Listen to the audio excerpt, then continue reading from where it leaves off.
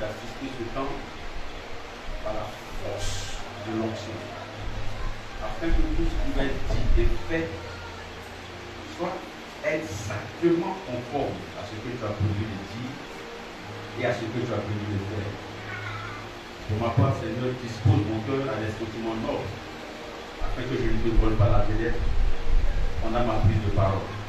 Que l'onction s'intensifie dans cette assemblée, afin que la gloire te revienne. Au nom de Jésus, j'ai prié. Amen. On va acclamer le Seigneur. C'est ça pour la présence de Dieu. Tu es content d'être là? On est content d'être là. Oh yes. Oh yes, c'est timide. Oh yes, c'est timide. On dit oh yes. Oh yes. Alors, allons dans les Écritures rapidement. La Bible dit en Romains le chapitre 12. Je dois prêcher sur le verset 2. Amen. Je dois prêcher sur le verset 2. Mais pour qu'on puisse comprendre le contexte, l'environnement, l'esprit du verset 2, je vais lire à partir du verset 1er jusqu'au verset 5e par là. Amen. C'est à des fins pédagogiques. Que dit la Bible? C'est Paul qui parle. Romains chapitre 12, non, à partir du verset 1. Frères, puisque Dieu a ainsi manifesté sa bonté pour nous, je vous demande de vous offrir vous-même comme un sacrifice vivant. Comme un sacrifice vivant réservé à Dieu, à Dieu et qui lui est agréable. Je reprends. Je vous demande de vous offrir vous-même. Dans d'autres versions, on dit d'offrir votre corps. Donc de vous offrir vous-même comme un sacrifice vivant réservé à Dieu et qui lui est agréable. C'est là le véritable culte que vous lui devez. Le verset 2e. Ne vous conformez pas aux habitudes de ce temps. D'autres versions disent du siècle présent. Mais laissez-vous transformer par un changement complet de votre intelligence. Vous pourrez alors comprendre ce que Dieu veut, ce qui est bien, ce qui lui est agréable, ce qui est parfait. Je continue. À cause du don que Dieu m'a accordé dans sa bonté, je le dis à vous. N'ayez pas une opinion de vous-même plus haute qu'il ne faut. Ayez au contraire des pensées modestes, que chacun de vous s'estime d'après la part de foi que Dieu lui a donnée. Dans un seul corps, nous avons plusieurs parties qui ont toutes des fonctions différentes. De même que nous soyons nombreux, nous formons un seul corps dans l'union avec le Christ et nous sommes tous unis les uns aux autres comme les parties d'un même corps. Amen. On peut acclamer cette parole.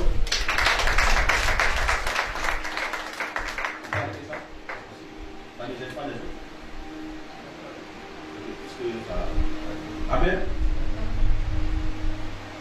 Je vais situer, je vais planter le décor pour que tu comprennes de quoi il s'agit dans ce passage. Le livre de Romains a deux particularités fondamentales. La première particularité, c'est que le livre de Romains, c'est Paul qui l'écrit. Mais Paul ne sait pas à qui il écrit. Pourquoi? C'est juste la culture biblique. Pourquoi? Parce que ce n'est pas lui qui a fondé l'église de Rome. Vous comprenez? Donc il écrit à des destinataires. Il envoie sa note épistolaire, sa lettre à des personnes qu'il ne connaît pas. Premièrement, parce que ce n'est pas lui qui a fondé l'église de Rome. Et deuxièmement, parce qu'il n'y est jamais parti. Suivez-moi pour comprendre l'esprit de ce que je vais prêcher. Parce qu'il n'est jamais allé à Rome. Donc sa lettre qu'il est en train d'écrire dans Romains ici, là, c'est pour préparer ces autres, ceux qui vont le recevoir bientôt, à une certaine logique de fonctionnement en communauté. Deuxième particularité, c'est que précisément le chapitre 12 que je vais te lire donne un certain mode de vie en communauté. Parce que l'église de Rome naissante, selon certains experts, au moment où Paul écrit, l'église de Rome a fait 15 ans d'existence. Donc elle est jeune. L'église de Rome, donc, a une particularité telle que elle contient en même temps des nouveaux chrétiens juifs et des nouveaux chrétiens païens. Donc c'est une église qui dans la forme est hétéroclite, cosmopolite, est mélangée en termes de culture, en termes d'habitude, en termes de manière de fonctionner. Donc Paul vient ici, dans le passage que j'ai lu, il est en train de donner une pédagogie de vie harmonieuse en communauté. C'est-à-dire, comme on est mélangé là, puisqu'il précise que nous sommes un seul corps. Donc, on est un seul corps, mais comme on est mélangé, pour bien vivre ensemble, là, voilà comment il faut fonctionner. Et expliquant le mode opératoire, je suis en train de faire comprendre l'environnement dans lequel Paul a écrit ça. Et après on va rentrer dans la relation du détail du message. Donc, comme on est mélangé là, si on veut bien vivre ensemble, en tant que chrétien, puisqu'on est de nouveaux chrétiens, voici les éléments basiques, fondamentaux pour qu'on soit à l'aise. En d'autres termes, pour une vie communautaire harmonieuse. Il va dire, écrivant aux nouveaux chrétiens de Rome, qu'il faut s'offrir soi-même à Dieu. Après, il faut être transformé. Et après, il ne faut pas avoir une trop grande estime de soi. En fait, il faut être humble. Ce n'est qu'après ces préalables que Paul va dire que nous sommes un seul corps. Qu'est-ce que ça suggère? Ça veut dire que, si vous réalisez bien, le verset 3 est la conclusion du verset 2 et le verset 2 est la conclusion du verset 3. Explique. Ça veut dire qu'au verset 3, s'il explique qu'on doit être un, ça veut dire que Paul est en train de dire, dès qu'il a dit au verset 2, qu'on ne peut pas être transformé si on n'est pas un. Mais il dit pour être transformé, pour avoir le renouvellement de l'intelligence, il faut d'abord s'offrir à Dieu. Donc, pour pouvoir être transformé, il y a une dimension sacrificielle de don de soi. Donc, il n'y a pas de transformation d'intelligence, de renouvellement d'intelligence, s'il n'y a pas de dimension sacrificielle de don de sa vie totalement à Dieu. Et donc, ce n'est qu'après ces préalables qu'on peut être un pour pouvoir se fondre dans une vie communautaire. Est-ce que vous suivez cette logique? Je n'ai pas encore prêché, j'explique. Ça veut donc dire que, selon Paul, une vie communautaire suppose de la part de chaque membre de la communauté un travail préalable sur chaque individu. Pourquoi? Parce que, puisqu'il dit que pour être ensemble, il faut être un. Donc chacun doit être un. Pour être ensemble, il faut être transformé. Chacun doit être transformé. Pour être ensemble, il faut avoir donné sa vie à Dieu. Donc, si nous voulons évoluer de manière harmonieuse et efficace en communauté, dans un ministère, dans une église, dans une famille, en église, il faut que chaque individu ait au préalable fait ce travail de transformation de son existence afin d'être un. Sinon, on va toujours se marcher là-dessus. Vous avez compris ça?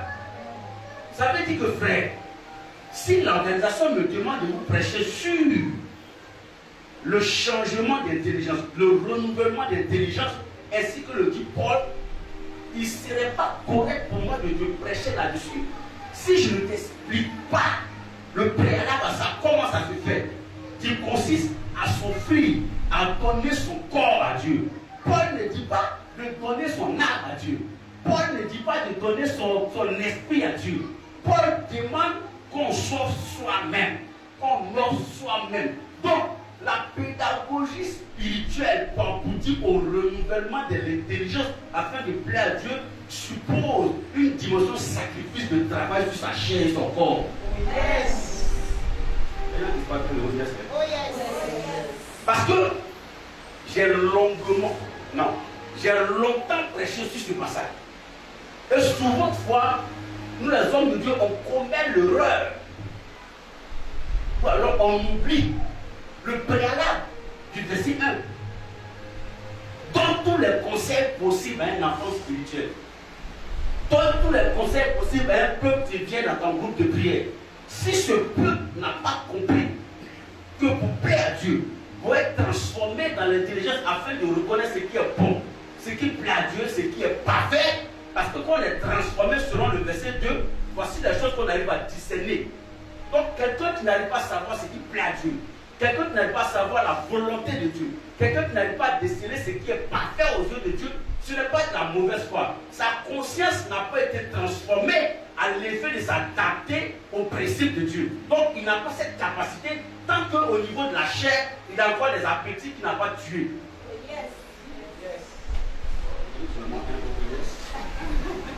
Je vais parler à quelqu'un. Je fais en sorte ces temps-ci que mes enseignements soient pédagogiques. Qu'est-ce que je veux dire? Ça veut dire que quand tu finis d'écouter, je l'espère, ça sera le cas aujourd'hui. Quand tu finis d'écouter, que tu puisses l'appliquer.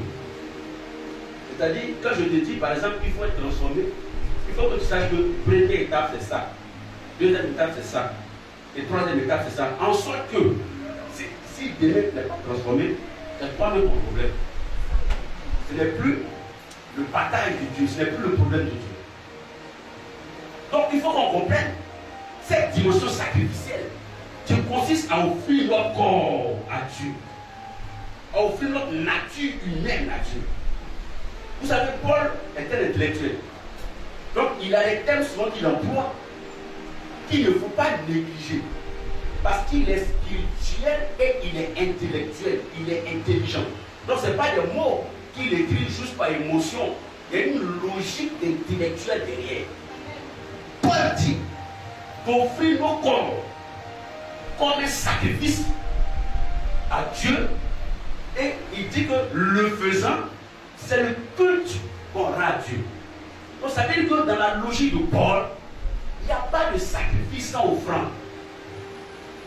Paul confond sacrifier et offrande. Je ne parle pas d'offrande en termes d'argent. Parce que les chrétiens ont vite fait de limiter cette notion en termes d'argent. Ça veut dire qu'en réalité, chez Dieu, là, quand tu dis que tu te sacrifies pour lui, c'est que l'offrande qui plaît plus à Dieu que ton argent, c'est la valeur de ta vie. Oh yes! En d'autres termes, donner n'a de sens que si celui qui donne, c'est donné. Quelqu'un m'a pas compris. Quelqu'un m'a perçu. Donner chez Dieu n'a de valeur que si la personne qui donne, c'est donné. L'offrande n'a de valeur que si celui qui fait l'offrande, c'est offert. Donc, donne des millions à Dieu. Si ta vie n'est pas totalement donnée à Dieu, ce n'est pas une écho favorable devant le trône de Dieu. C'est un acte religieux, c'est un rituel, mais ce n'est pas offrande. Parce que l'offrande prend la valeur de la nature de celui qui l'a fait. Je n'étais pas là déjà. Vous me comprenez? Que dit la Bible? La Bible dit que celui qui veut gagner sa vie la perdra. Mais celui qui perd sa vie pour moi la retrouvera. Donc dans la logique de Dieu, perdre est un investissement pour retrouver. Donc perdre sa vie, céder quelque chose dans sa vie est un investissement pour la retrouver, mais le retrouver par quelque chose à une valeur améliorée. Ça veut pas dire que celui qui croit à mes paroles, même s'il meurt, vivra. Ça ne nous choque pas. Ça veut dire que chez Dieu, la vie jaillit de la mort. La vie jaillit de la mort. Celui qui perd sa vie, celui qui croit en celui qui m'a envoyé, qui applique mes paroles, celui-là, même s'il meurt, vivra. Donc, la mort en soi, la mort dans sa nature, est un postulat, est un principe de Dieu pour retrouver la vie en Dieu en version améliorée.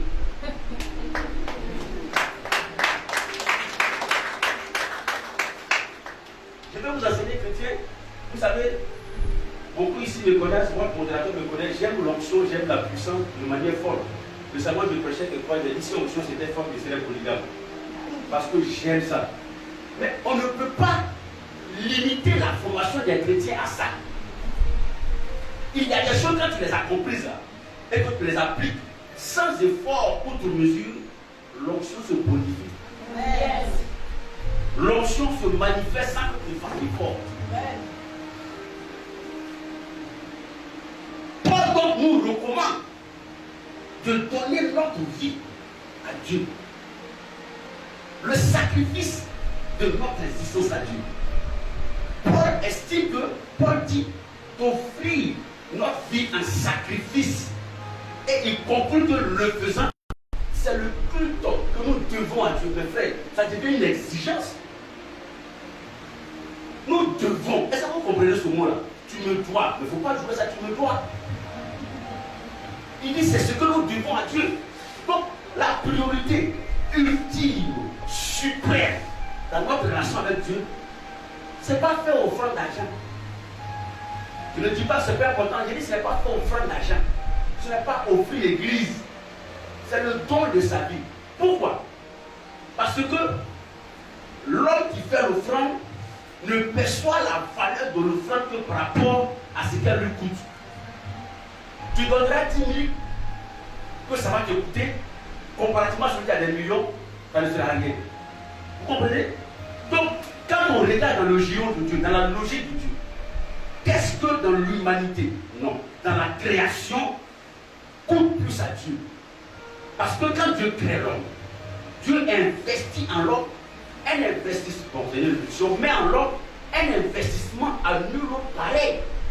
Dieu a soufflé en nous son esprit. Ça veut dire que quand Dieu voit l'homme, il y a une valeur divine qui est en jeu si l'homme se perd. Amen. Donc l'homme coûte cher au cœur de Dieu plus que voiture. Oh yes. L'homme coûte cher au cœur de Dieu plus que immeuble. L'homme coûte cher au cœur de Dieu plus qu'église. Donc il faut offrir cathédrale. Si ta vie n'a pas été offerte à Dieu, parce que si l'homme tient au cœur de Dieu, ça veut dire que la plus grosse offrande qu'on puisse faire à Dieu, ce n'est pas l'argent, c'est la qualité de la vie. Amen. Chantez par là les chrétiens. Oh yes. Quand tu comprends ça, chante, la vie devient simple. Même si c'est qu'il faut faire que la vie soit simple n'est pas simple. Elle n'a pas calmé Dieu.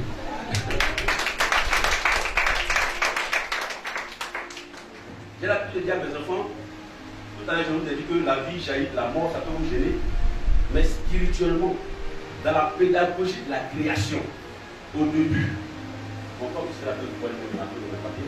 au début, dans la pédagogie de la création, quand Dieu crée l'homme, je leur dis ceci, puis il rit. Et que Dieu a fait l'homme, et la première expérience que l'homme a faite, c'était la mort. La première expérience de l'homme, c'était la mort. Et je vais t'expliquer pourquoi. Et c'est de cette mort que la vie va jaillir. La Bible dit que Dieu crée l'homme, il souffle en lui son esprit et il devient vivant. Ça veut dire que créer n'était pas vivant. Tu m'as reçu? Dieu crée l'homme. Quand il crée le chien, il est déjà vivant. Quand il crée le mouton, il est déjà vivant. Mais quand il crée l'homme, il faut l'investissement de l'Esprit de Dieu pour qu'il devienne. Donc il ne le l'était pas. Donc c'est de la mort de l'homme que jaillit la vie de l'homme par l'Esprit. Amen. Donc, frères et sœurs, cette affaire d'être transformé dans son intelligence suppose une dimension sacrificielle, suppose un travail sur la chair. En Galates 5, je crois, verset 19, plus après, la Bible cite donc les appétits de la chair. Il parle d'iniquité, il parle d'ivrognerie, il parle de gloutonnerie, manger beaucoup. Vous pouvez lire ça après. Ça veut dire quoi? Que dans la même logique de Paul, puisque c'est Paul qui a écrit tout ça, dans la même logique de Paul, quelqu'un qui est abonné à ces choses ne peut pas plaire à Dieu. Si tu as mangé et tu as peur de jeûne, ça fait combien de continuer? Lisez après pour voir les appétits de la chair qui t'empêchent d'accélérer dans la plénitude de la bénédiction, dans la plénitude de la grâce. C'est Paul qui dit ça. Donc vous comprenez que frères et sœurs, on enseigne l'onction aux gens. on enseigne travail aux gens, on enseigne prospérité aux gens, mais des postulats de part, des hypothèses de part, des travail initial à faire sur notre nature. Pour que la bénédiction elle-même, peu importe votre vie là, elle se sent dans le confort de Dieu. Vous savez ça? Comprenez ce que je suis en train de dire? Ce n'est pas une affaire de. Parce qu'on pense que souvent ce passage veut dire pourquoi on fait comme le monde fait. La Bible dit de ne pas se conformer au siècle présent. Ça veut simplement dire, en termes de synonyme, de ne pas se conformer aux habitudes.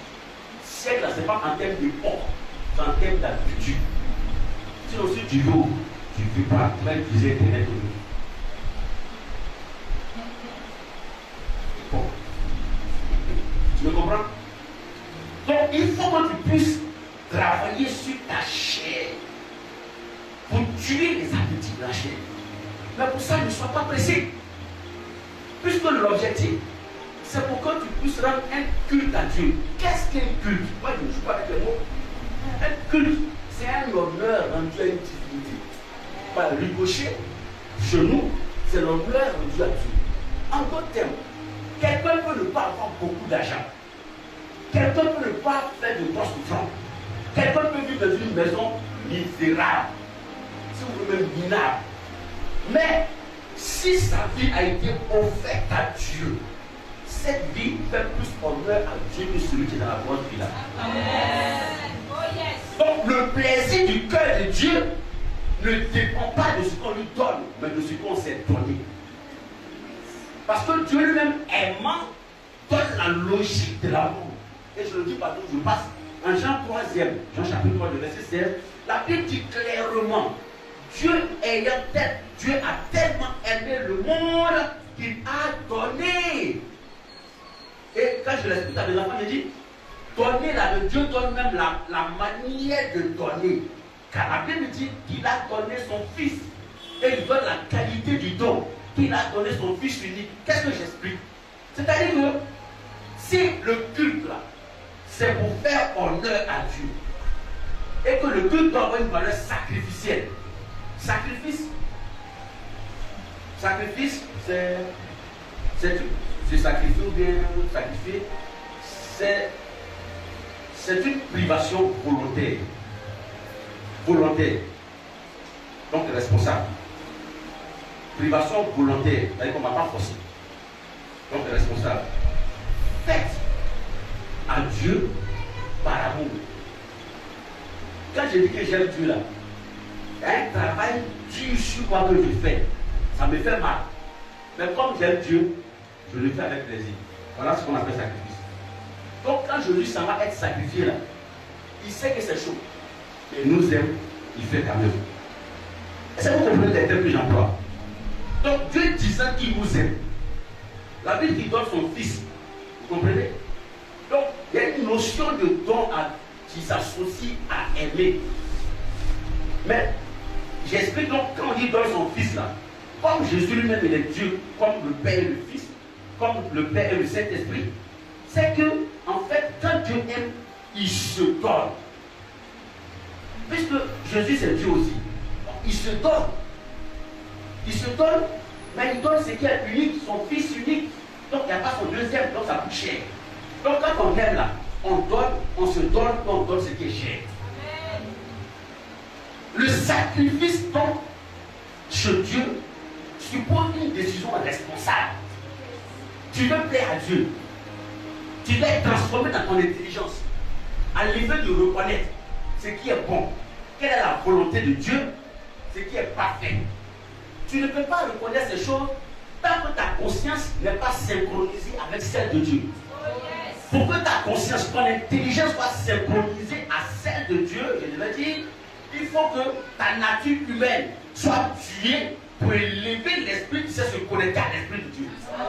C'est pourquoi Paul, donc, avant de demander que nous soyons transformés dans notre intelligence au préalable, précise, comme en introduction au verset 12e au verset 1er de Romains 12, qu'il faut qu'on sorte nous-mêmes à Dieu.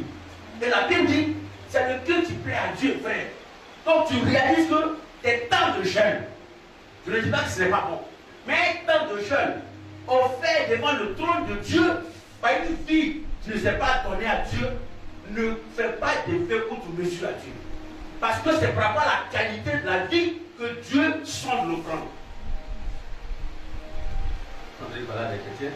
Là, il n'y a plus de oh yes. Vous entendez des choses, il n'y a plus de oh yes. C'est la qualité de ta vie qui donne l'odeur de ton offrande devant le trône de Dieu. Si c'est un parfum agréable ou pas. Je vais exhorter quelqu'un ce soir, cet après-midi, ou cet après-midi, c'est selon que je les deux, à donner réellement sa vie à Dieu. Mais comment? Pragmatiquement, concrètement, on offre cette vie à Dieu. Comment on tue les appétits de la chair? C'est par rapport à ce qu'on appelle très clairement les exercices de mortification. Les exercices de mortification sont par définition simples. Écoutez-moi bien. Des exercices spirituels qui ont pour objectif de tuer les penchants de la chair afin de lever l'esprit. Je me reprends. Mortification là. C'est l'exercice spirituel que tu dois faire pour que tout ce qui te fatigue dans la chair soit progressivement annulé, désactivé. Pour que maintenant, quand tu marches, même dans ta nature humaine, tu sois plus citoyen du spirituel que de la terre.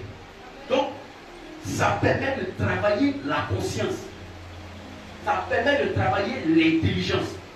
Ça permet de travailler les sens. Et ça permet de travailler la volonté. Est-ce que vous comprenez ça? Ça travaille l'intelligence. Ça travaille les sens. Donc, ce que je sens, ce que j'entends. Vous ne voyez pas qu'il y a des gens qui marchent dans la rue, vous avez pouf, my God. L'esprit m'a parlé. Peut-être qu'il n'était pas en prière, il n'était pas en jeûne. Il avait fait tout ça. Mais comme il a déjà fait un travail préalable pour désactiver tout ce qui est charnel sur ses sens, les plus petits réflexes qui lui arrivent, c'est des suggestions de l'esprit, même qu'il n'est pas en prière. Parce que l'exercice de mortification l'a connecté définitivement, lui a donné l'abonnement définitif du ciel. Donc il sent les choses même qu'il n'est pas en prière. Il entend les choses même qu'il n'est pas en prière. Il reçoit les choses même qu'il n'est pas en prière. Parce que les choses ont été proposées à Dieu. Vous n'avez jamais dit ça? Alors qu'il y a quelqu'un, il faut qu'il prenne un esther pour recevoir une parole de connaissance. Ça, c'est une question caduque. C'est à ton voisin, je refuse cela. Les exercices de mortification sont difficiles. Ne sois pas pressé d'avoir une guérison. Si tu sais que ta nature humaine n'est pas encore adaptée à ça, parce que le don va te créer toi-même des problèmes. Parce que c'est quand tu as fait les exercices de mortification, comme les appétits de la chair ont été désactivés, les appétits charnels, les besoins existentiels n'ont plus de poids sur toi. Toi, quand je n'ai pas à manger, j'aime Dieu quand même. Parce que je n'aime pas Dieu pour la nourriture, j'aime Dieu même parce qu'il accepte que j'ai faim. Et c'est pour ça que c'est logique. Donc, si ça n'a pas été désactivé, que tu es encore dans la boutonnerie, par exemple, tu aimes manger, et que tu as faim, et que tu n'as pas l'argent pour manger, et puis tu attends, tu as prophétie, tu peux profiter de prophétie là pour arnaquer, parce que tu es encore dans les appétits de la chair. Oh yes. Dis-moi yes, donc, la personne qui n'a pas désactivé les propensions, les tendances de sa chair par la mortification, peut devenir mercenaire dans l'œuvre de Dieu. Oh yes. Parce qu'il va utiliser les grâces à d'autres fins, par rapport à d'autres objectifs. Je vous parle sérieusement, je suis de la corporation. Et je le dis en toute honnêteté. Ce que je dis là, ça peut moi-même me concerner aussi. Mais pendant que j'ai le micro, au moins je dois dire ce qu'il faut dire. Quelqu'un n'acclame pas Dieu. Au moins, je ne peux pas me reprocher ça. Je ne suis pas en train de prêcher pour dire que je suis mieux que toi. Je ne suis pas en train de prêcher pour dire que dans le milieu là, moi je ne fais pas ça. Je suis en train de dire la norme. Chacun de nous sait où il se confesse. Quelqu'un n'a pas parlé Dieu. Parce que ce serait dangereux de ne pas dire la norme. Puisque c'est pourquoi j'ai le micro. Donc je dis la norme. Il faut apprendre à faire sacrifice sur toi. Une fois que cela est fait, écoute-moi mes frères, écoute-moi bien ma soeur.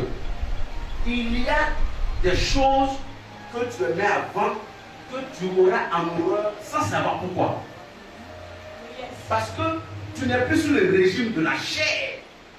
Tu es citoyen du monde spirituel. Donc les choses qui te plaisaient au niveau de la chair, ont un goût amer, tu ne les ressens plus. Maintenant, tu es dans l'autre régime. C'est les choses de là-bas. Prière, onction, bénédiction, proclamation, jeûne. Les choses du régime de l'autre côté qui te plaisent. Donc, ça voudrait dire, quand quelqu'un n'arrive pas à prier, ce n'est pas de la mauvaise foi. La chair a tué l'envie de la prière. Parce que la prière connaît son esprit à Dieu. Mais comme lui, il est au niveau de la chair, les choses qui satisfont l'esprit sont pour de la douleur, sont pour un poids, sont pour une attaque. Parce qu'il n'est pas dans le registre de l'esprit. Or, pour aimer la prière, même quand on ne sent pas, c'est-à-dire je prie, Dieu ne me parle pas, je ne sens pas, je ne reçois pas la révélation, mais si je lui plais, ça veut dire qu'en réalité, les choses de la chair ont été désactivées. Même quand je suis dans la présence de Dieu, que Dieu ne me parle pas, je trouve un confort parce que je suis dans l'environnement de mon esprit. Je suis là où il faut. C'est dans ce système-là où tu n'arrives pas à prier 15 minutes, c'est là que tu vois, tu as fait 2 heures. Parce que là-bas, tu as l'air et tu ne vois pas le temps passer. Je parle à quelqu'un. C'est intéressant. Mais un vrai bisou, Seigneur. Je lui dis que tu as trop fait les bisous dans le monde. Fais ça à Dieu maintenant. C'est un destinataire de bisous. Trop, c'est trop. Oh yes. Tu peux acclamer Dieu. Je veux te faire du bien. Je veux t'aider à comprendre certaines réalités. Tu n'as même pas encore vu mes notes.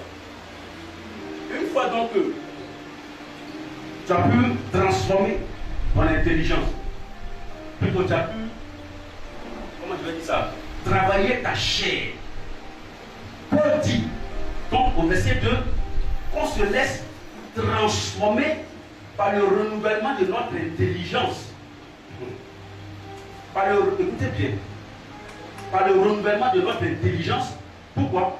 Afin de reconnaître, c'est pas par ordre de priorité, de reconnaître ce qui est bon, ce qui plaît à Dieu, ce qui lui est agréable et sa volonté.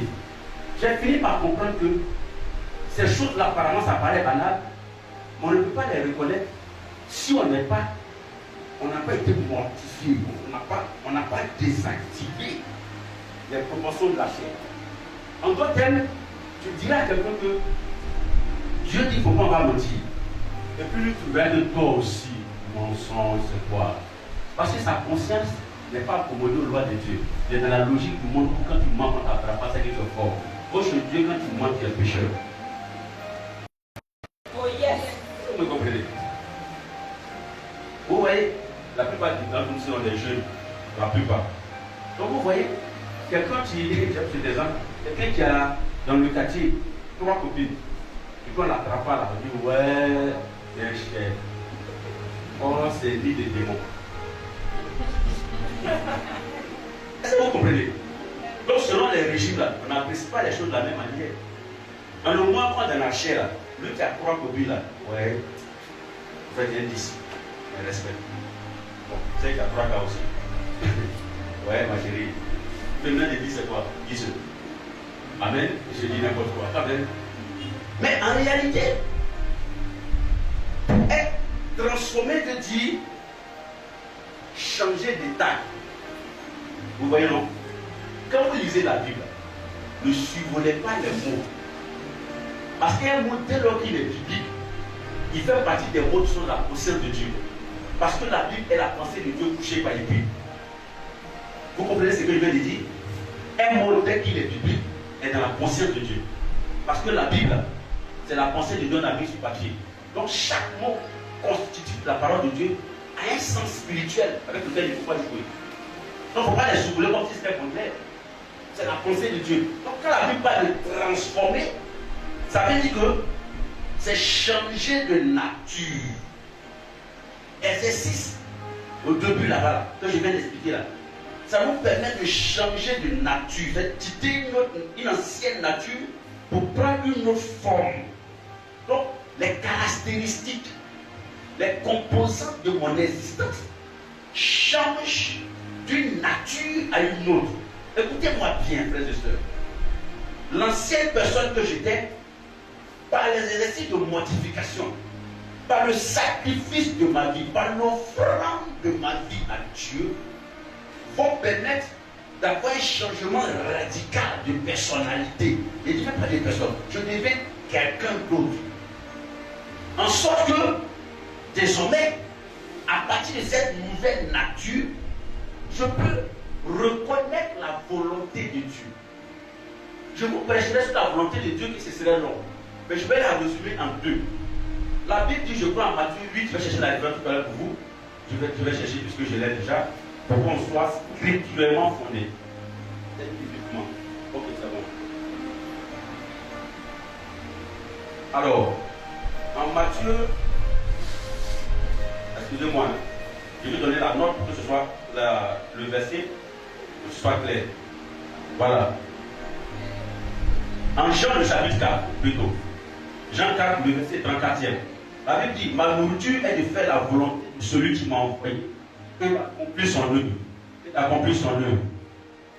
Je vais vous expliquer. Ça veut simplement dire quoi? Que la volonté ultime de Dieu, suprême de Dieu, c'est de faire sa volonté, de faire son œuvre. Dans l'œuvre de Dieu, là, il y a une notion de salut des âmes. Faire l'œuvre de Dieu, là, il y a une notion de conquête des âmes. Il y a une notion de faire venir le règne de Dieu, d'autant plus qu'il va dire, notre Père qui es aux cieux, que ta volonté soit faite sur la terre comme au ciel. En d'autres termes, la volonté de Dieu implique une autre volonté qui consiste à faire que toute la terre reconnaisse Dieu. Je ne sais pas si vous comprenez. Je vais répondre plus simplement, puisque les gens nous suivent aussi vers les réseaux sociaux. Le Seigneur dit, il nous donne le signal de ce que c'est que la volonté de Dieu. Puisqu'il faut reconnaître ça. La volonté de Dieu, c'est faire l'œuvre de Dieu. Je ne dis pas c'est prêcher. Je ne dis pas c'est être modérateur. Je dis c'est faire l'œuvre de Dieu.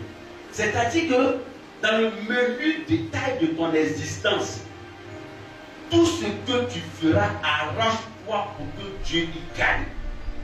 Donc, dans la gestion de ta maison, dans la gestion de tes enfants, dans ton travail, dans l'œuvre de Dieu, il faut que tout soit fait de sorte à ce que la gloire revienne à Dieu. Maintenant, il y a l'étendue, c'est-à-dire les sphères sur lesquelles cette volonté de Dieu doit s'appliquer. Vous me suivez jusque-là?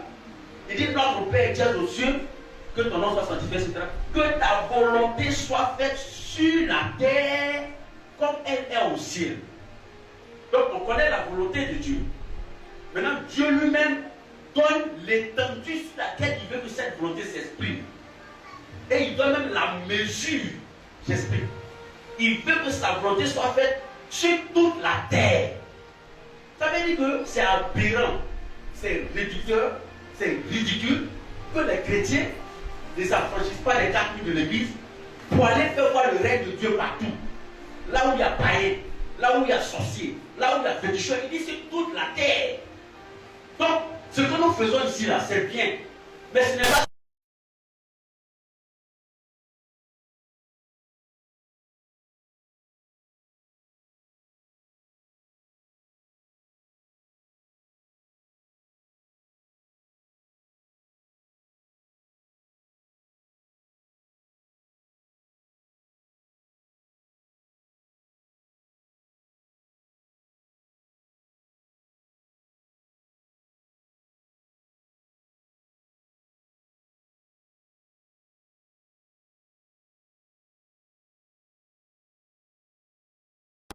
la mesure d'influence sur la terre doit être conforme à celle qu'il y a au ciel. Si nous admettons qu'au ciel, il n'y a aucune contestation de la puissance de Dieu. Si nous admettons qu'au ciel, Dieu est souverain. Si nous admettons qu'au ciel, Dieu règne sans partage. Ça veut dire que la volonté de Dieu que nous exprimons, non seulement à l'église, doit prendre toute la terre, de sorte à ce que toute l'humanité reconnaisse un seul Dieu qui s'appelle Jésus-Christ de Nazareth. Tant qu'il y a d'autres dieux, c'est que le règne de Dieu, la volonté de Dieu n'est pas faite sur la terre comme elle est au ciel. Parce qu'au ciel, Dieu n'a pas de concurrence dans son registre de domination. Donc, Dieu nous envoie non seulement à être influents chrétiennement, à être influents hors du champ missionnaire de l'Église, mais surtout à faire en sorte que partout où nous serons, seul Jésus soit reconnu. Oh yes. Vous pensez que c'est un jeu donc qu'on parle de volonté de Dieu? J'ai commencé à m'affranchir ou à me désolidariser. Le peuple est fait comme moi. De certaines relations chrétiennes qui pensent que, comme à l'église, tous ceux qui sont dehors là sont foutus. Aucune générosité dans notre manifestation de l'amour de Dieu. La Bible dit que même les prostituées vont nous précéder. Vous savez ça? Vous savez qu'on n'est pas mieux qu'eux. Mais tant qu'on est dans cette logique, nous, à venir, si on s'habille bien, on porte nos pailles d'église, on est sapeurs, on n'a pas faim, quand on voit le jeune qui passe, quand il s'en niveau de nous maquiller, on lui en veut. Mais quand tu vois quelqu'un qui a un problème à côté de toi, c'est que tu as la réponse de Dieu qui a fait passer. Pourquoi ce n'est pas quelqu'un d'autre qui a vu?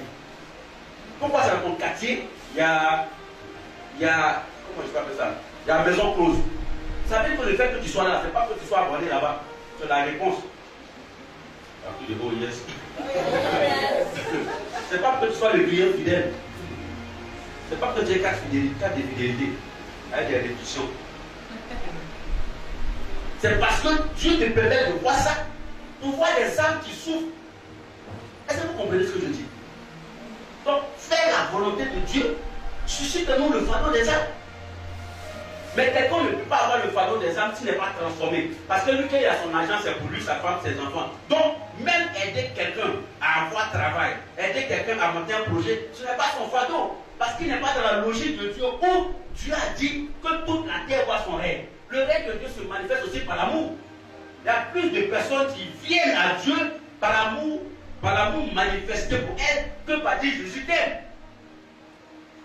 Vous vous souvenez, j'ai l'habitude de dire dans le livre de l'Acte des Apôtres, en tout début, où Pierre et Jean partaient au temple. Pierre et Jean, on dit il y a un paralytique, un impotent, qui était là et qui demandait de l'argent. Vous ne trouvez pas que ce scénario est grave? Voici quelqu'un, mon frère, qui vient jusque devant l'église et il n'aime pas l'église pour exercer un ministère de mondial. Mais il est déjà devant l'église. Mais qu'est-ce qui fait qu'il n'aime pas l'église? Parce que tous ceux qui le dépassaient pour aller prier le limitaient à ce ministère de mendicité. Il n'était pas pour mesure de donner des pièces d'argent. 2 personnes rentrent dans la scène et changent la pédagogie. Ils ne lui donnent pas d'argent. Ils prient pour lui pour qu'il marche. Mais quand vous lisez bien le scénario, ils n'ont pas fait que prier pour lui. La Bible dit on n'a ni or ni argent au nom de Jésus. Lève-toi et marche. On dit qu'il le prie par la main et il s'était debout. Donc en plus de la proclamation prophétique, ils l'ont aidé. Yes. Vous avez compris cette relation?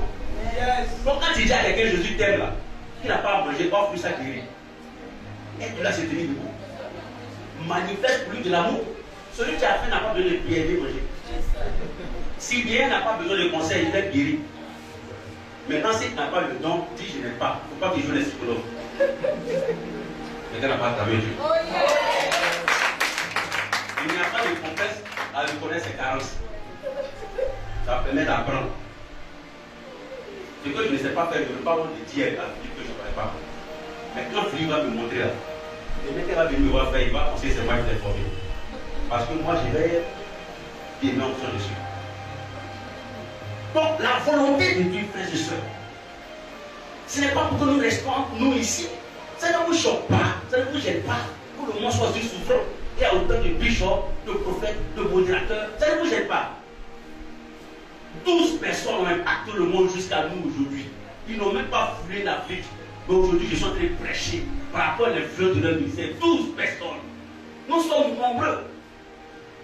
Plein de modérateurs, plein de communautés, plein de paroisses, plein d'hommes de Dieu, plein de pasteurs, plein d'évangélistes, plein de baptisés. Et le monde est encore souffrant. Le monde est encore dans cette version. Mais parce qu'on a limité l'appel, la volonté de Dieu entre nous. Mais et les autres, tu vas leur parler. Si les autres se limitaient entre eux, est-ce que nous aujourd'hui on parlerait de Jésus? C'est parce qu'ils ont expatrié l'évangile que ça arrivait jusqu'à nous. Soyons généreux. Arrêtons, sortons de notre confort dans l'église. Je vous parle à vous ici, je parle à ceux qui nous suivent, parce qu'on est en direct. Il faut qu'on arrête ça. Donc quelqu'un s'arrête, il a honte de parler à un jeu, d'un très philosophe, mais qui va lui parler de Dieu? C'est un an, tu dois lui parler de Dieu. Donc tu as été chrétien, c'est pourquoi? C'est les gens, les personnes qui dont leur foi est limitée juste à avoir des besoins essentiels. Je veux mariage, travail, l'argent, mon commerce, les enfants, c'est fini. Ça c'est pas ça. Est-ce qu'on va pas marier, on est obligé d'être chrétien? On va pas travailler, obligé d'être chrétien? Si c'est pour ça que tu es chrétien, tu t'es trompé de quartier, tu as des trucs. Les gens n'attendent pas Dieu. On est chrétien pour que notre existence soit le prolongement de la compétence de Dieu pour les âmes défavorisées et pour les âmes perdues. Âmes défavorisées et perdues. Que ta volonté soit faite sur la terre. Vous avez vu qu'il était question que la volonté de Dieu soit faite à l'église. Ne soit faite qu'à l'église. La Bible dit sur la terre. Sur la terre, il y a là où il y a les sorciers, où il y a les bouddhistes, où il y a les francs-maçons, où il y a les malades, où il y a les défavorisés, où il y a les prostituées. Sur la terre, frères et sœurs. Donc toute la terre est en réalité le champ missionnaire, l'étendue du champ missionnaire de tout chrétien baptisé. Toute la terre, frères et sœurs. Oh yes. Tu fais du bien avec toi? Oh yes. La Bible dit que si vous êtes transformé, vous saurez ce qui est bon. Bon en français, c'est ce qui est conforme. C'est bon, en fait c'est ça qu'il attendait, c'est bon. C'est bon. C'est parce que vous voyez, c'est ce qui est conforme à ce qu'on attendait. Bon. Quand moi je lis la Bible, et je vais vous partager le secret de la méditation. Quand je lis la Bible, j'essaie de comprendre les mots en français normal, dictionnaire, et j'essaie de les comprendre selon la logique de Dieu. Parce qu'il y a des mots de français normal, je lis les comprends autrement. Vous êtes d'accord avec moi? Quand Dieu employait le mot bon pour la première fois, c'était à quelle occasion? À la création. Donc ce mot-là, Dieu le connaît.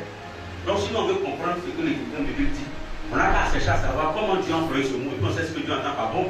Je pense que ça c'est simple à comprendre. Au moins on est sûr qu'on a compris ça selon Dieu. Dieu crée la terre et puis la Bible dit Dieu vit que cela était bon. Ça veut dire que tel qu'il a imaginé la terre, quand il a dit que la terre soit exactement comme ça, c'est conforme. Donc quoi c'était bon? Vous le comprenez? Quand il veut créer le ciel, tel qu'il a imaginé ça dans son esprit, en termes de conception, il a conçu le ciel. Quand ça sort, c'est bon. Donc, dans la même logique de raisonnement, si vous voulez, dans la même logique, on va voir qu'est-ce qui se passe, et puis Dieu dit que l'homme, pour lui, c'était très bon. Il a toujours bon dedans. Parce que moi, je vais prêcher à des hommes qui vont faire que la terre sera comme Dieu veut. La terre doit être bonne, telle que Dieu veut. Pour ça, il faut des hommes qui sont très bons selon la logique de Dieu. Parce que quand Dieu crée l'homme, il serait très bon. Donc, si tous les hommes créés par Dieu sont très bons selon la logique de Dieu, la vie sur la terre sera bonne selon la logique de Dieu. Qu'est-ce que Dieu regarde? Qu'est-ce que Dieu voit? Et puis il dit, l'homme là, serait très bon. On dit, Dieu va faire l'homme à son image et à sa ressemblance.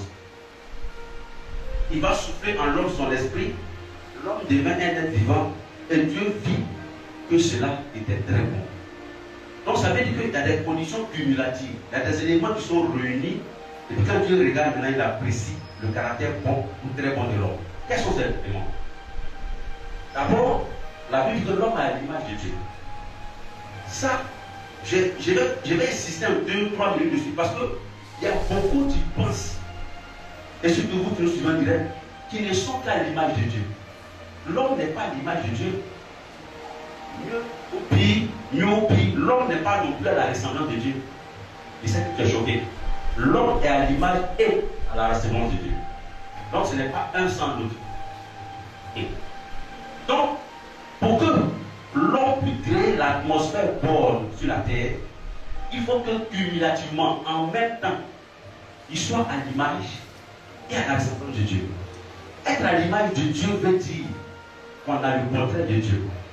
Quand quelqu'un a compris cette information, il aime tout le monde, parce que tous, autant que nous sommes, bien que différents, sommes exactement à l'image de Dieu.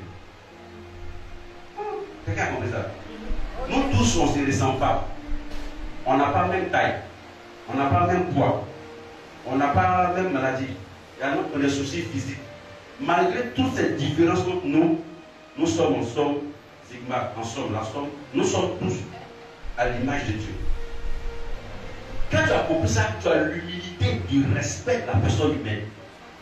Parce que brader ou bafouer l'être humain, c'est brader l'image de Dieu. C'est un péché, c'est une offense à Dieu. Oh yes. Ça veut parler des chrétiens. Hein? Nous sommes tous à l'image de Dieu. Quelle que soit l'infimité de quelqu'un, quel que soit le problème biologique de quelqu'un, cette personne-là, même si elle a été indésirée par ses parents, parce qu'elle existe, c'est qu'au moins elle a été désirée par Dieu. Donc, cette personne est à l'image de Dieu. Donc, pour que nous puissions créer une bonne atmosphère de vie sur la terre, parce qu'il est question de reconnaître ce qui est bon, il faut respecter en tout être humain l'image de Dieu, quelles que soient les faiblesses de cette personne. Deuxièmement, nous sommes à la ressemblance de Dieu. La ressemblance de Dieu veut dire qu'on a le caractère de Dieu. Ce caractère de Dieu suppose plus haut que nous partageons, nous vivons dans notre nature humaine la sainteté de Dieu. Est-ce que tu as pensé à ça quand tu disais ce passage? Nous partageons la sainteté de Dieu. Donc, celui qui est transformé ne vit pas n'importe comment parce qu'il partage la sainteté de Dieu. Il partage, j'ai expliqué la sainteté là tout à l'heure, il partage la nature de Dieu. Donc il y a une notion même de puissance rattachée à ça. S'il a la nature de Dieu en lui, puisqu'il y a l'esprit de Dieu en lui, chante, donc ça veut dire que quand il parle dans le spirituel, sa voix elle écoute la voix de Dieu. Donc quand il parle, un démon n'entend pas la voix du frère Narcisse, il entend l'écho de la voix de Dieu. Donc ce que je dis dans le spirituel, les infos que j'envoie dans le spirituel transcendent dans le ciel, mobilisent les anges, mobilisent la créature du ciel comme si c'est Dieu qui avait parlé. Parce que je suis à la ressemblance de Dieu. Donc quand je déclare travail bien. Quand je dis maladie disparaît. Parce que la situation n'entend pas ma voix, mais entend la voix de Dieu. Parce que je suis à la ressemblance de Dieu, donc j'ai son caractère. Ils sont très très bien avec moi. C'est chic. Fais un bisou, Seigneur. Il dit, afin que vous reconnaissiez ce qui est parfait. Vous savez, je vais lire un passage pour vous. Il me reste combien de temps? Encore que c'est bon. Oui, je n'ai pas fini, mais notamment, je suis connecté. En Matthieu 5, le verset 48e, la Bible dit, soyez parfaits comme votre Père Céleste est parfait. Ah, ça c'est compliqué. Hein? Vous savez, nous tous ici, on veut ressembler à des saints, à des gens qui veulent l'option de Moïse, qui veulent l'option de Padre Pio. Je ne sais pas, chacun de nous a cette propension-là, cette tendance, c'est pas mauvais. Mais la vraie mesure de la perfection, la Bible demande qu'elle soit gardée sur celle de Dieu. Quelqu'un n'a pas dit ça ne te choque pas ça? Comment le Seigneur peut nous dire ça? Dieu dit que nous devons être parfaits comme notre Père Céleste est parfait. Ne vous inquiétez pas. La Bible n'a pas dit d'être également parfait à Dieu. Comme il dit quasiment, presque, à peu près. Elle n'a pas parlé de Dieu. En d'autres termes, la perfection que nous devons refléter doit tendre vers celle de Dieu. On doit chercher à tendre vers Dieu. Mais mon frère, ça veut dire que quelqu'un ne peut pas être parfait s'il ne connaît pas Dieu. Est-ce que vous avez compris la révélation? cherche à être comme ton papa. Mais si tu ne connais pas ton père, tu ne peux pas chercher à t'en faire. Si tu ne sais pas que ton papa aime la lecture, toi tu vas chercher peut-être à faire du sport. Oh, le vieux là, il n'aime pas le sport, il aime lecture. Donc pour être comme lui, il faut que tu connaisses les appétits du cœur du vieux. Donc être parfait comme Dieu veut dire qu'on tend vers lui, mais qu'on le connaît. Connaître Dieu là, ça veut dire qu'on est abonné à la prière et on est connecté à lui permanemment. Oh yes. Quand vous lisez la Bible, ne jouez pas avec les mots. Celui dont l'intelligence est transformée, il cherche à ressembler à Dieu. Donc là où les gens l'apprécient, son cœur va dans l'humilité parce qu'il sait qu'il n'a pas atteint ce que Dieu attend de lui, c'est-à-dire de tendre vers lui. Donc, arrivé à ce point, même quand tu fais le ministère par exemple, que la salle est gâtée, les chaises sont cassées, les démons ont fui, quand tu dis, ouais, homme de Dieu, tu es bon. Quand tu arrives chez toi, Seigneur, ce que j'ai vu là, je ne suis pas satisfait parce que je pense que si c'était toi à ma place, tu aurais fait mieux. Donc, Seigneur, rends-moi un pour davantage gravir avec toi. Je ne sais pas si tu vois les sentiments que ça crée dans nos cœurs. Soyons donc parfaits comme notre Père céleste est parfait. Un tel monde fera que nous saurons tous ce qui est agréable au cœur de Dieu. C'est ce que la Bible dit. Pour reconnaître ce qui est agréable, ce qui fait plaisir, ce qui fait que Dieu est dans la joie. Donc si nous voulons que le monde soit réjoui, si nous voulons que le cœur de Dieu soit réjoui, c'est-à-dire quand Dieu déverse ou bien déporte son regard sur la terre et qu'il voit un de ses enfants, même quand le monde entier pêche, même quand il y a l'horreur du péché du monde, quand il voit la qualité d'un de ses enfants, son cœur est réjoui parce que cette beauté de vie ouvre à ses yeux toute la puanteur du mal que le monde a. Tellement cette personne est propre, cette personne est parfaite, cette personne est agréable. Mais on ne peut y arriver que quand on a été transformé dans notre intelligence par les exercices de mortification, de tuer en nous les proportions de la chair, afin que l'Esprit de Dieu se connecte définitivement à notre esprit. Je fais du bien à quelqu'un. Je l'ai dit tout à l'heure. Que ça ne veut pas dire qu'on doit fuir notre époque. Parce que, écoutez-moi, je vais vous faire un peu d'histoire. Le livre de Romains a été écrit en l'an 55 de notre ère. Jésus est mort à 33, donc à peu près 12 ans après. Ok? Donc, quand Paul dit ne vous conformez pas au siècle présent là, s'il parlait lui à son temps, ça veut dire que si juste aujourd'hui là, c'est encore d'actualité pour nous, c'est que ce n'est pas l'époque, c'est les habitudes du temps qui dit auxquelles il ne faut pas se conformer. C'est-à-dire que si vous vivez dans une communauté, vous vivez dans une époque où les gens vivent et leur vie n'est pas conforme au principe de Dieu, Paul ne nous demande pas de fuir l'époque, de l'affronter en nous envoyant une autre version de vie conforme à la volonté de Dieu afin de renverser la tendance. Donc chrétiens, n'ayez pas peur d'investir le monde de la politique pour que là-bas, quand on décide, il y ait le code de la voix de Dieu par un chrétien qui est là-bas. Est-ce que vous comprenez? N'ayez pas peur d'investir le monde des affaires pour que là-bas, quand on dit que ça appartient aux francs-maçons, il y ait un chrétien là-bas qui par sa présence est l'intendant, le représentant, l'ambassadeur de Dieu. Paul ne demande pas qu'on fuit longtemps. Donc en fait, ce passage, ce n'est pas un message pour monastère. Genre les gens qui ont souvent retirés, sont dans leur coin, ils prient. Je dis, la Bible dit de vivre de pauvres, mais de ne pas nous conformer aux mœurs de l'époque. Donc je suis dans ce temps.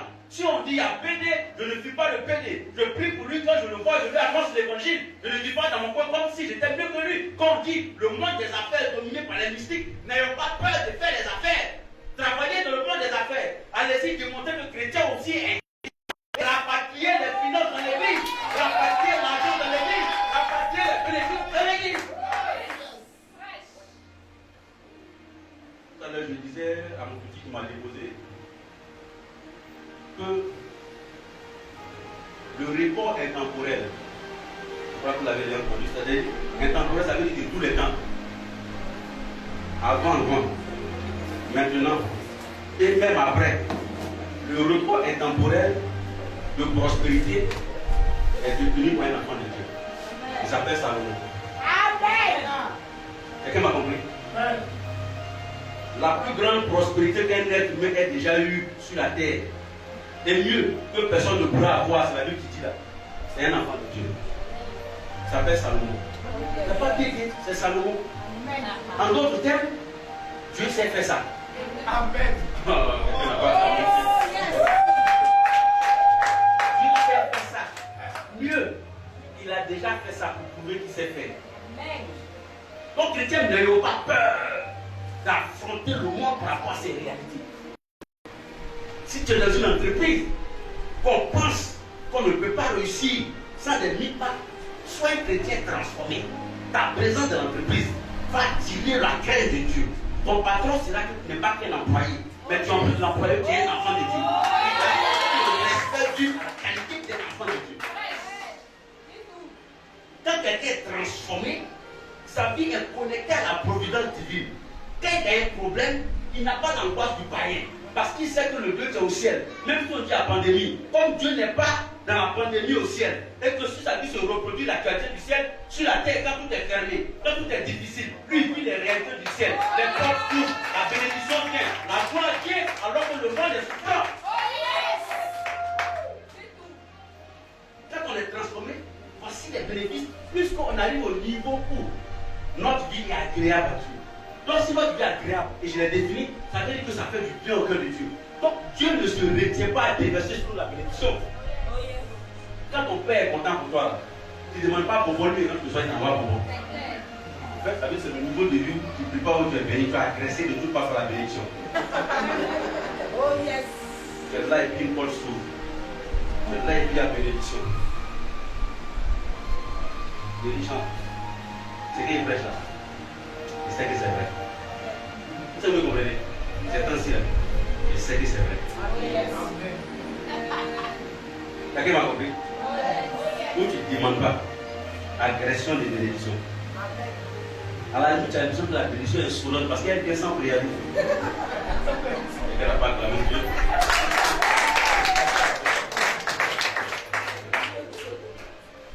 Je ne vous prêche pas quelque chose de virtuel. Vous allez voir que tout à l'heure, par exemple, on va prier. Si tu dis le type de prière, les personnes n'ont pas encore compris leur véritable relation avec Dieu. Tu possèdes, Seigneur, donne-moi. Seigneur, donne-moi. Seigneur, donne-moi. Et que tu rentres dans le giron de prière, tu possèdes, Seigneur, fais de moi ce que tu veux. Seigneur, remplis-moi. Seigneur, que ton nom soit béni. Quand tu vas arriver au niveau où ta vie est louange et adoration de Dieu, à Dieu. Et donc, à ce niveau-là, ta vie plaît à Dieu. Tu arrives au niveau où tu ne demandes pas. Et Dieu détecte ton besoin avant toi. Avant qu'il arrive, ainsi que Marie a dû les charges qui allaient se vider, avant même les marier, savant que tu te rends compte, la bénédiction qui allait peut-être finir dans ta vie est déjà positionnée. La grâce qui allait finir dans ta vie est déjà positionnée. Dieu va susciter des gens pour que ton problème soit un fardeau pour eux. Est-ce que vous comprenez ça? C'est-à-dire que ce que toi-même tu n'as pas encore ressenti comme fardeau là, quelqu'un se guette pour ça. Est-ce que l'homme de Dieu est d'accord sur loyer? Après, il y a une frère de vous. Mais moi-même, je n'ai pas encore ce fardeau-là. Mais quelqu'un a déjà ce fardeau pour moi. Mais arrivé à ce niveau-là, Dieu est chic. Quelqu'un n'attend pas Dieu. Mais il y a un travail préalable. Faites-le, frères et sœurs. Adaptez votre vie, vos vies respectives aux lois et aux principes de Dieu. Faites en sorte que votre nature humaine n'est pas plus de transcendance sur la vie dans l'esprit. Le ministère sera facile. Écoutez, les dons là, ça va pleuvoir. Parce que ta vie devient un terreau fertile à la bénédiction. Dieu s'y plaît. Donc Dieu ne se retient pas. C'est une terre fertile. Il sait que s'il dépose grâce, ça va pousser. Il sait que s'il dépose onction, ça va pousser. Il dépose l'argent, ça va pousser. Il dépose révélation, ça va pousser. Ta vie devient une terre fertile à la manifestation de la gloire de Dieu. Donc les efforts que tu fais quand tu es sur la chair, tu ne les fais plus. Tu en es exonéré. Dieu prend le relais pour faciliter le processus pour toi. Même en termes de codage de révélation de la parole, ton intelligence rentre dans une certaine percée. Tu arrives à sonder l'intelligence de Dieu. est transformé dans notre intelligence, c'est se connecte à l'intelligence de Dieu. Dieu est réel, les gens. Dieu est vrai.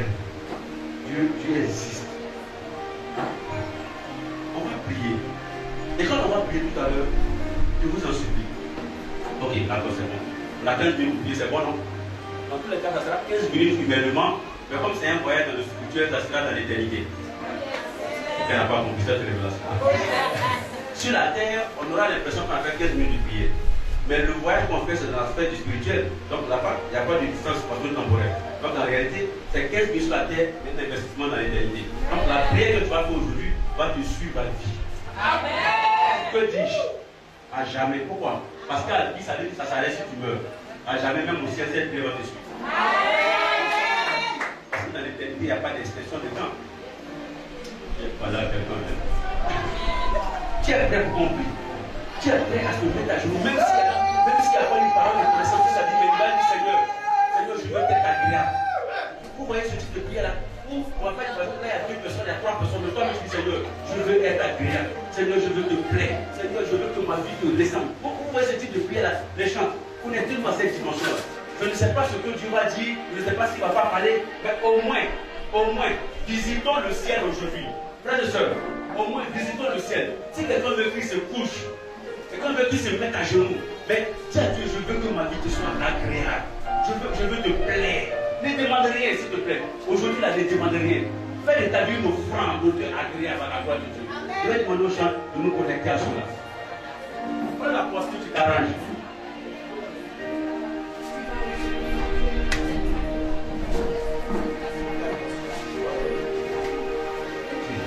On va se laisser faire par ce temps d'adoration.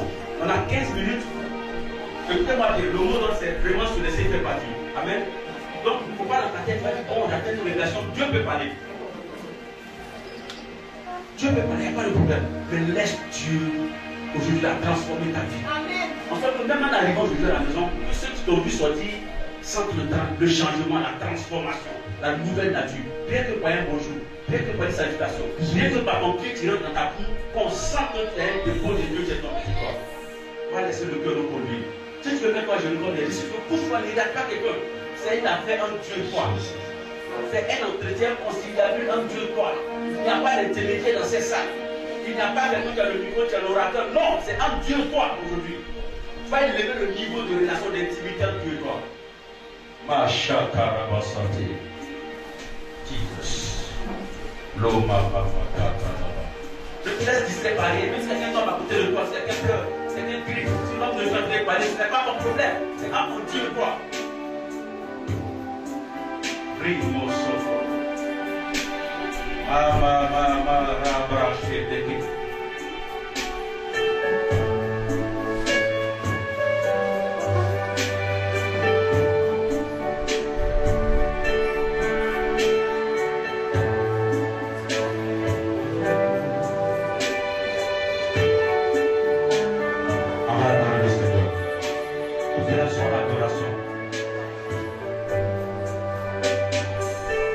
Opération visite touristique dans le ciel. Visite dans le ciel.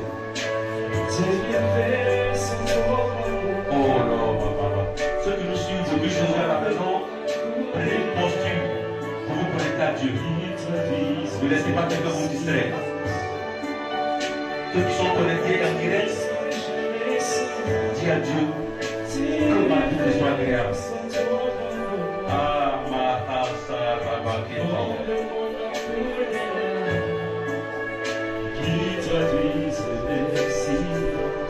oh my God.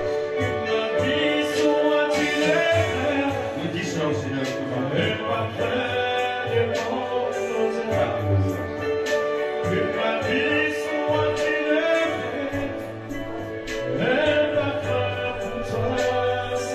que personne ne peut te distraire. Toi qui te touches toi également. Sois en communion avec nous.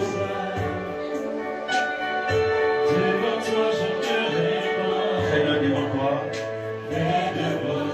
nous répondons à notre face de nous ce que tu veux.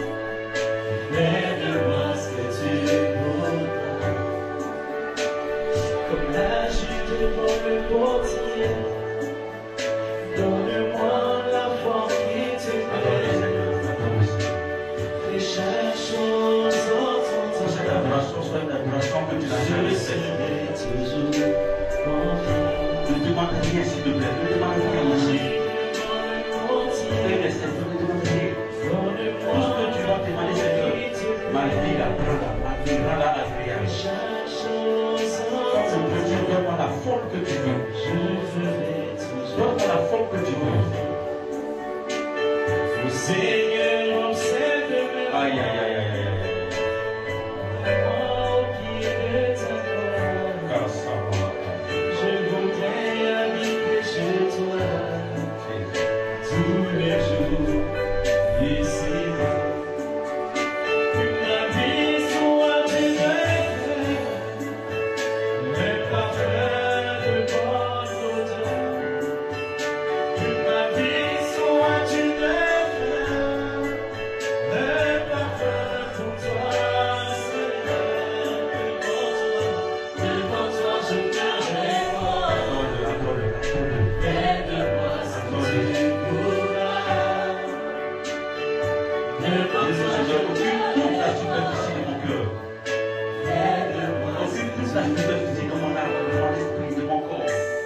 Comme la chute devant le gosier, donne-moi la forme qui te plaît. Laisse la présence de Dieu crée sur ta vie comme il veut, comme elle veut. Je serai Si toujours la Dieu ne trouve point de barrage à moi, partout où tu veux passer. Si tu veux mon cœur, prends-le. Si tu veux mon esprit, prends-le. À conscience, prends-la. Seigneur, qui est point de stop, qui est des résistances à moi que tu trouves. Brise toutes les résistances à moi. Explique en moi comme tu veux, parce que toute ma vie, je te la désire. Oh, on chante ensemble. Le Seigneur observe mes voies. Appelle-le, appelle-le. Garde-moi au pied de ta croix. Je voudrais habiter chez toi tous les jours ici. Que ma vie soit une œuvre, un parfum. Que ma vie soit un parfum pour toi.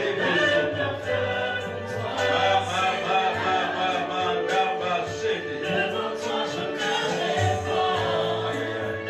Aide-moi si tu voudras. Devant toi, je te réponds. Intensifie ta présence en moi. Intensifie ta présence dans cette assemblée. Intensifie ta gloire dans cette assemblée. Nous voulons constituer une assemblée comme le fleur de cœur agréable devant notre cœur. Comme une joie de satisfaction de ton cœur. Comme un apaisement de ton cœur. Devant toi, je te réponds. Aide-moi si tu voudras. Devant toi, je te réponds. Aide-moi si tu voudras. Devant toi, je te réponds. Seigneur, remplis cette assemblée. Aide-moi si tu voudras. Comment tu dis Je veux recevoir plein de personnes. Je ne sais pas comment ça va se faire, mais ils sont transportés. Ils sont transportés. Et même ceux qui nous suivent sont transportés. C'est-à-dire ne demandez rien du tout. Comment tu dis que j'ai raison. Ne demandez rien. Laisse Dieu vous transporter dans les sommets de la gloire, de sa présence. Je vois des gens qui sentent la promesse de Dieu grandir dans leur cœur. Peut-être que ça peut être un peu de larmes, ça peut être. Vous voyez, aujourd'hui, je veux que cette adoration soit une adoration de communion, de l'or, tu vois, en Dieu. Comme une prière de séduction. Séduis le cœur de Dieu. Et laisse le cœur de Dieu te séduire. Ne demande pas quelque chose, ne demande pas de charisme, ne demande pas de don.